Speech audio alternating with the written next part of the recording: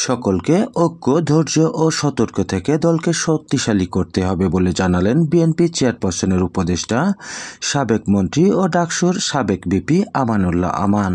সোমবার 9 ডিসেম্বর সন্ধ্যার দিকে মেহেরপুর পৌর কমিউনিটি সেন্টারে দলের ভারপ্রাপ্ত চেয়ারম্যান তারেক রহমানের নির্দেশে খুলনা বিভাগের অন্তর্গত জেলাসমূহ ও মহানগর সমূহের সম্মেলন সফল করার লক্ষ্যে মেহেরপুর জেলা বিএনপি আয়োজিত মত বিনিময় সভায় প্রধান অতিথির বক্তব্যে তিনি একথা বলেন। মেহেরপুর জেলা বিএনপি আয়োজিত সভায় সভাপতিত্ব করেন জেলা বিএনপির সভাপতি ও সাবেক সংসদ সদস্য মাসুদ অরুণ। সভায় বিশেষ অতিথি হিসেবে বক্তব্য রাখেন খুলনা বিভাগীয় বিএনপির ভারপ্রাপ্ত সাংগঠনিক সম্পাদক অনিন্দ ইসলাম অমিত, খুলনা বিভাগীয় বিএনপির সহ সাংগঠনিক সম্পাদক বাবু জয়ন্ত কুমার কুণ্ডু ও কেন্দ্রীয় বিএনপির সহ তথ্য ও গবেষণা বিষয়ক সম্পাদক আমিরুজ্জামান খান শিমুল। মেহেরপুর পৌর বিএনপির সভাপতি জাহাঙ্গীর বিশ্বাসের সঞ্চালনায় এ সময় অন্যান্যর মধ্যে জেলা বিএনপির সাধারণ সম্পাদক ও মেহেরপুর 2 আসনের সাবেক সংসদ সদস্য আমজাদ হোসেন, জেলা বিএনপির সিনিয়র সহসভাপতি জাবেদ মাসুদ মিল্টন, সহসভাপতি ইলিয়াস হোসেন, আনসারুল হক, আলমগীর খান সাতু, গুরুদাস হালদার, মোস্তাফিজুর রহমান খোকন ও সাবেক পিপি আজিজুল ইসলাম টোকন সহ জেলা বিএনপি ও এর সকল অঙ্গ সংগঠনের নেতৃবৃন্দরা উপস্থিত ছিলেন। মেহেরপুরে নতুন করে কাজ শুরু করার জন্য অতীতে আপনারা কাজ করেছেন, আবার নতুন করে কাজ শুরু করার জন্য আমরা এই দীর্ঘ পথ এসেছি এবং আপনাদের সাথে সাক্ষাৎ করার জন্য এসেছি, দেখা করার জন্য। বিএনপির ভারপ্রাপ্ত চেয়ারম্যান জনাব তারেক রহমানের বার্তা পৌঁছে দেওয়ার জন্য।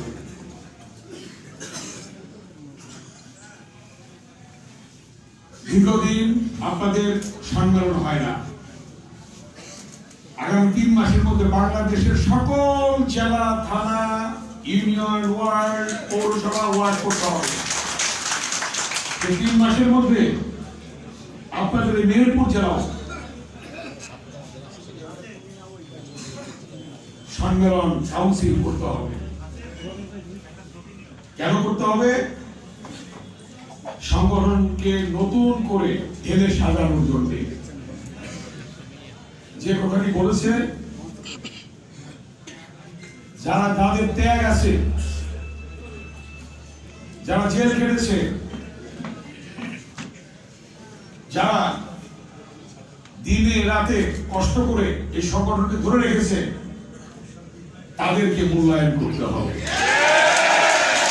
ছাত্র দল থেকে যারা বেরিয়ে গিয়েছে, যুব দল থেকে যারা বেরিয়ে গিয়েছে, স্বেচ্ছাসেবক দল থেকে যারা বেরিয়ে গিয়েছে বা অন্যান্য অঙ্গ সংগঠন থেকে বেরিয়ে গিয়েছে, তাদেরকে জায়গা করে দিতে হবে। সকলকে নিয়ে ঐক্যবদ্ধভাবে কাজ করতে হবে। দেশ নায়ক তারেক রহমান তিনি বলেছেন, আপনারা তার বক্তব্য শুনেছেন, তিনি বলেছেন ঐক্যবদ্ধভাবে কাজ করতে হবে, ধৈর্য সহনশীলতার সাথে কাজ করতে হবে। ঐক্যের কোন বিকল্প নেই। কি আছে ঐক্যের বিকল্প? সকলকে ঐক্যবদ্ধ থাকতে হবে।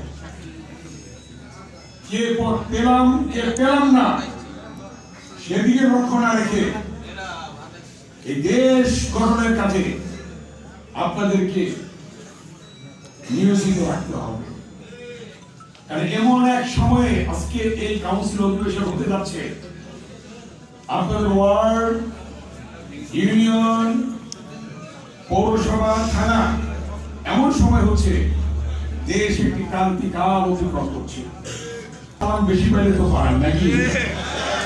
কি জন্য পান? বিএনপি নেতা হওয়ার কারণে।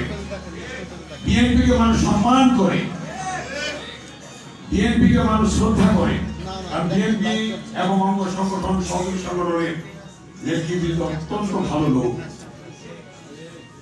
কি কথা ঠিক কিনা?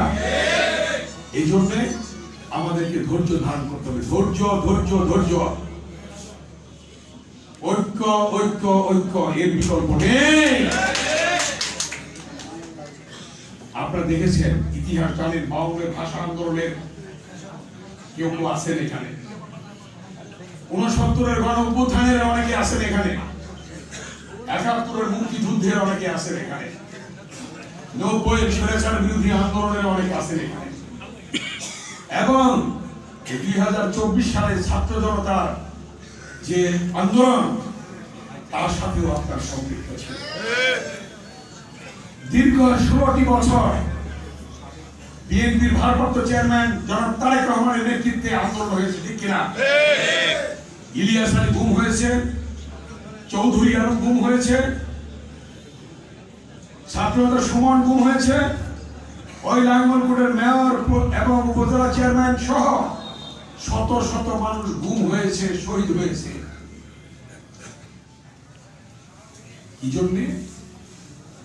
দেশ নায়ক তারেক রহমানের 16 বছরের আন্দোলনে এদেশে গণতন্ত্র পুনঃপ্রতিষ্ঠার জন্য ছিল একদল ছিল জিয়াউর রহমান, মহান স্বাধীনতা ঘোষক। তিনি একদলের পরিবর্তে, বাকশালের পরিবর্তে বহুদলীয় গণতন্ত্র প্রবর্তন করেননি। দেশনেত্রী বেগম খালেদা জিয়া দীর্ঘ 9টি বছর সংগ্রাম আন্দোলন করে সর্বশেষ ছাত্র জনতার আন্দোলনের মধ্য দিয়ে তার আপসীর নেতৃত্বে গণতন্ত্র পুনরুদ্ধার হয়নি।